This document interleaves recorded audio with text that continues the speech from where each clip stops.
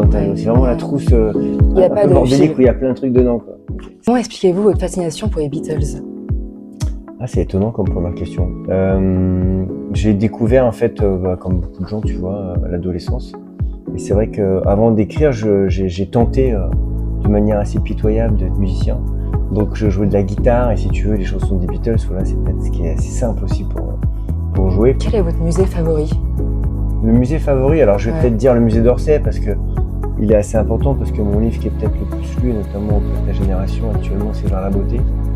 Et qui se passe quand même en grande partie au musée d'Orsay, ou en tout cas au début, on a ce personnage qui décide de tout quitter pour devenir gardien de salle au musée d'Orsay. Avez-vous un autre talent caché? Tu veux que pour la trousse à culture, je révèle mon talent caché? Oui. Écoute, voilà, c'est une exclusivité mondiale, mais je suis hyper fort au paddle. Tu vois le paddle tennis? Non. Bah faut que tu t'y mettes, Nino. Ok. Voilà, il y a la littérature, le cinéma, le théâtre, mais mon vrai talent, je suis joueur de paddle. Vie au théâtre de Charlotte Salomon ou Le baiser de Rodin?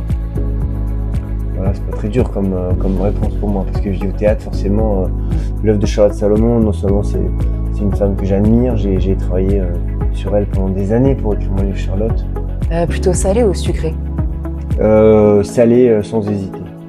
Votre combinaison culinaire étrange? Un combo sympa. Enfin, Écoute, étrange quand même. Non, alors rien n'est étrange, je dirais tout ce qui est soupe, j'aime bien ne pas mâcher, moi je suis roi de la soupe. Et puis du fromage, mais c'est que c'est étrange, ça, c'est pas si étrange. Non, j'ai pas d'étrangeté culinaire. Ok. Je mets tout dans mes livres. Si votre vie était une série, quelle musique serait en générique? En générique, ça serait L'amour en solitaire de Juliette Armanet. Le meilleur moment de votre journée? C'est le matin, je suis très matinal. Ok. Tu vois, avec un café servi par Olivier de l'IUT de Nancy où on se trouve. La dernière expo qui vous a marqué? Tu vas trouver ça bizarre, mais je crois que c'est le musée du chocolat à Cologne. Je suis là avec ma fille, là. C'est vraiment la dernière que j'ai vue. Le meilleur prétexte pour annuler une invitation? Je suis avec ma fille. Ouais. Ce qui est un peu vrai d'ailleurs, mais c'est un très bon prétexte aussi. Ou alors j'écris un roman. Quelle ville voulez-vous visiter pour la première fois? Je vais dire Saint-Dié, parce que voilà, Olivier qui m'a accueilli m'a parlé de célébrer à Saint-Dié. Voilà, j'allais dire Osaka, Sydney, mais voilà, finalement j'ai choisi Saint-Dié, c'est pas mal. Non? Si on devait écrire un film sur votre vie, quel acteur voudriez-vous pour vous incarner? Tu vas trouver ça un peu prétentieux, mais je vais dire Louis Garrel. En tout cas, je prendrai un beau mec. Juste comme ça. Le travail que vous n'auriez jamais pu exercer? Tout ce qui est l'enseignement, tu vois, je trouve que c'est mettre de l'énergie tous les jours comme ça. C'est pas que j'aurais pas voulu le faire, mais je suis très admiratif de beaucoup de métiers. Vous portez beaucoup d'importance au choix du prénom dans vos livres. Que pensez-vous du vôtre? J'aime pas trop mon prénom. Non, j'ai jamais vraiment, je me suis jamais senti dans une ambiance liée à mon prénom. En tout cas, il y a une tonalité. C'est vrai que quand j'écris un roman, je cherche beaucoup, tu vois, le prénom. Je trouve que ça donne une énergie. J'ai mis beaucoup de temps, là, mon prochain livre s'appelle Tout le monde aime Clara. J'ai mis beaucoup de temps à chercher, en termes de sonorité, ce qui correspondait le mieux au livre.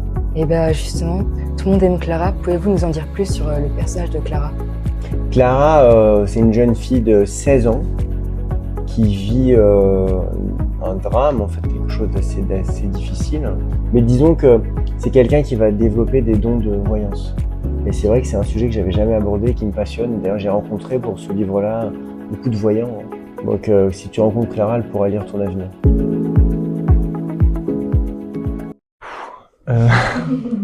J'avais pas trop réfléchi à celle-là.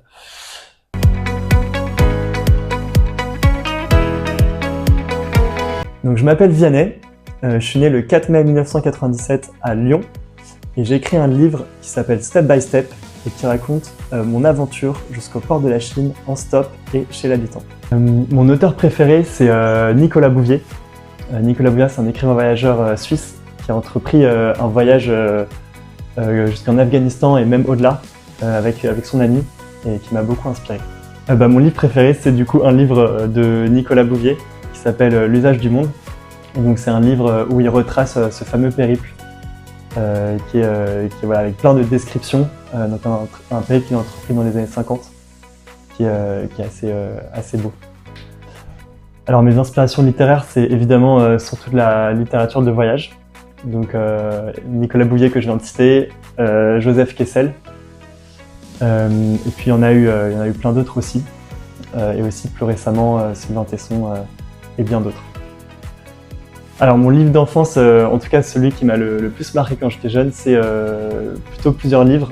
C'est la trilogie d'Eragon, qui sont voilà, des récits fantastiques qui m'ont beaucoup porté quand j'étais jeune. J'ai commencé à écrire à 25 ans. Quand je ne voyage pas, j'organise des voyages pour les autres parce que je travaille dans une agence de voyage d'aventure. Mon prochain voyage est secret pour l'instant. Mais ce sera un très beau voyage et peut-être à la voile. Mon pays préféré, c'est la France, parce que on n'est jamais mieux que chez soi et qu'après avoir fait le tour du monde, tout ce qu'on a envie, c'est de rentrer chez soi, comme le dit Orelsan. Ma saison préférée, je dirais que c'est le printemps.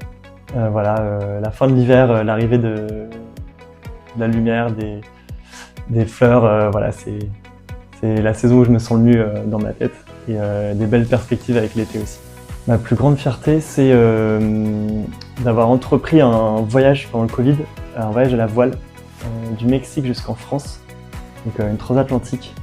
Donc ça a été un des plus gros challenges pour l'instant que j'ai eu à faire. J'ai dépassé mes limites quand je me suis lancé un autre défi, qui était d'aller quasiment jusqu'en Chine, donc jusqu'en Asie centrale, uniquement en autostop et en dormant chez l'habitant. Donc c'est un voyage de 15 000 km, 80 jours, 17 pays. Pour moi, le voyage, c'est l'ouverture à l'autre et la découverte de soi-même. Et donc, qu'est-ce que l'autre a à apprendre sur nous et qu'est-ce qu'on peut lui apprendre aussi. Et donc voilà, vraiment la dimension de rencontre. Et puis aussi la dimension d'audace, c'est-à-dire d'aller au bout de ce qu'on se pense capable de faire. J'ai décidé d'écrire sur le voyage parce que pour moi, il y a une dimension très transformatrice du voyage et qui, moi, m'a énormément apporté. Et donc j'aimerais que ça puisse aussi parler chez d'autres personnes. Mon passage préféré dans le livre, c'est une rencontre que je raconte avec un camionneur turc avec qui je passe plus de 8 heures. Et voilà, je raconte un peu aussi toutes nos discussions et aussi la découverte de son métier, la pénibilité, la solitude. Et voilà, ça me fait beaucoup relativiser sur beaucoup de choses et j'étais très heureux de pouvoir créer un lien avec quelqu'un qui vient d'un univers si différent du mien. L'indispensable, selon moi, c'est de ne pas attendre d'être prêt pour partir, mais d'y aller quoi qu'il arrive. Ce voyage m'a appris tellement de choses, mais surtout il m'a appris que j'avais des ressources incroyables, insoupçonnées, et que voilà, qu'il faut que je me fasse confiance et que je n'ai pas peur d'aller au bout de mes limites.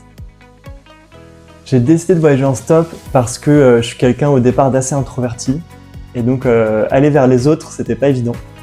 Et donc pour moi, le stop, c'était le meilleur moyen pour me forcer à aller à la rencontre des autres. Et donc le moyen de transport idéal finalement pour un aventurier. À travers ce livre, j'ai voulu témoigner de la bonté humaine et d'à quel point en fait on gagnerait à prendre soin les uns et des autres, être plus dans une logique de rencontre. Que voilà, finalement, se faire confiance les uns les autres, c'est un pari gagnant.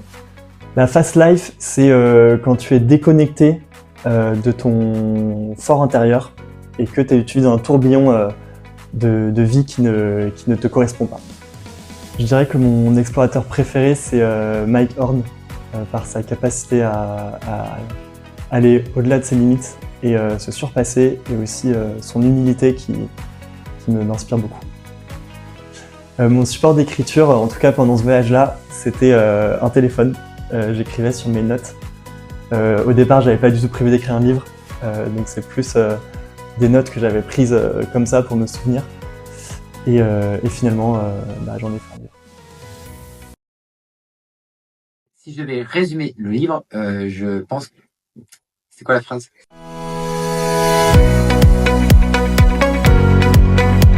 Je m'appelle FX Moronval, Doc FX, j'ai 37 ans et je suis né à Nancy. J'ai écrit un livre qui s'appelle Professeur urgentiste aux éditions Stock, qui parle de mon métier, du métier d'urgentiste, très varié, et j'ai créé une chaîne YouTube il y a 2 ans qui parle de médecine d'urgence. Donc je pense que si je n'avais pas été médecin urgentiste, j'aurais voulu être youtubeur. En un mot, le métier d'urgentiste, c'est une passion avant tout. La plus grosse difficulté dans ce métier, c'est la gestion des heures, des longues heures et des difficultés des fois avec les familles. Les études pour devenir urgentiste ont beaucoup évolué et sont assez difficiles. L'hématophobie, c'est la peur du sang, et pour moi, ça faisait partie de moi pendant de nombreuses années, ça fait toujours partie de moi, et maintenant c'est quelque chose qui est derrière moi. Et il me tient à cœur de transmettre des informations aux étudiants, car j'adore la pédagogie. Quand je ne travaille pas, je fais des vidéos YouTube. La chose la plus importante pour moi, c'est ma famille. Si je devais résumer le livre, je dirais que ça balaye l'ensemble des facettes du métier d'urgentiste et des choses que les gens ne connaissent probablement pas. J'ai décidé d'écrire sur ce sujet car peu de gens connaissent les envers du décor et le quotidien du médecin d'urgence. Je l'ai ponctué d'anecdotes véritables comme ma phobie du sang ou des éléments assez incroyables que je vous laisserai découvrir dans le livre. Et les anecdotes de ce livre servent à rentrer dans mon quotidien vraiment et en immersion pour me suivre dans mes journées. Et le message que je fais passer à travers ce livre, c'est que urgentiste est un métier qui est très varié, qui est complexe et qui est également passionnant. Je vais pas vous apprendre ça par cœur.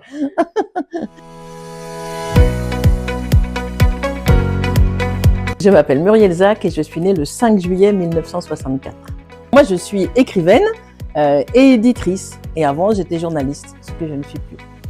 J'ai commencé à écrire très tôt, à l'école primaire, mais publier beaucoup plus tard. Écrire et publier, c'est pas pareil. Alors, j'ai choisi d'écrire beaucoup pour la littérature de jeunesse parce que je suis tombée dans les livres grâce à la littérature de jeunesse.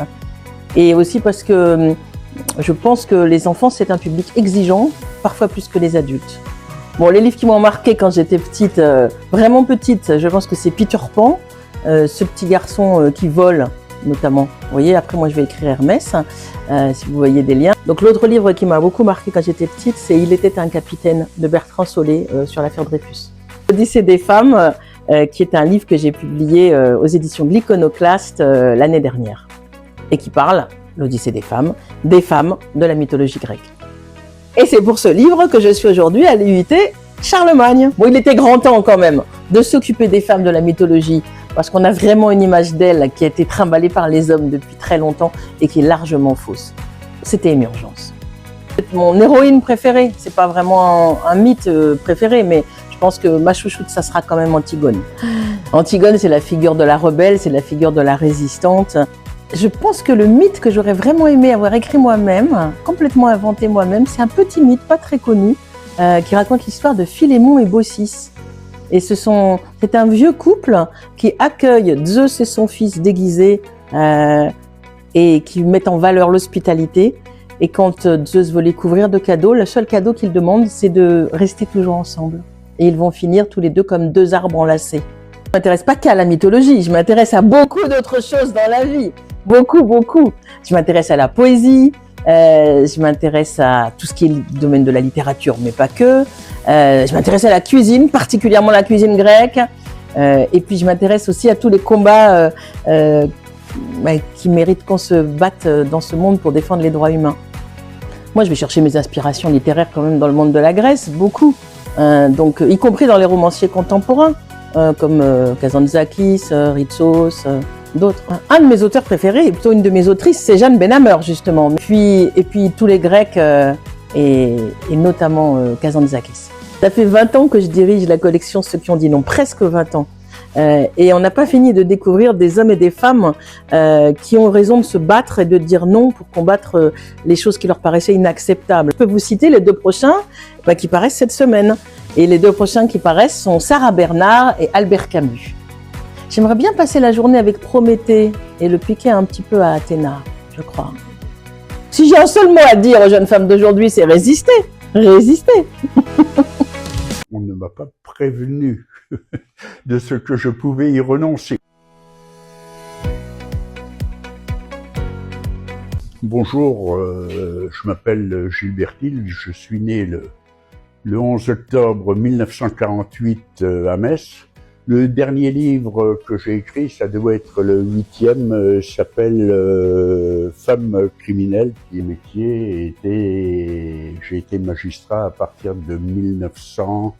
1978 pour avoir été auditeur de justice à l'École nationale de la magistrature à Bordeaux en 1976. De 1995 jusqu'à 2014, eh bien, j'étais juge d'instruction antiterroriste au pôle antiterroriste de Paris. Voilà. À 12 ans, moi, j'étais comme les garçons, je dirais, normaux.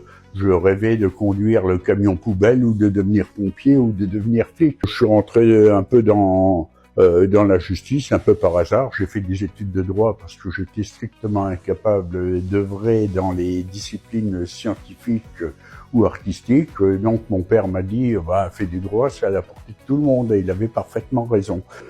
J'ai choisi d'écrire des livres qui parlent de la justice parce que c'est le domaine où j'en connais peut-être un peu plus que les autres qui n'exercent pas dans ce domaine-là.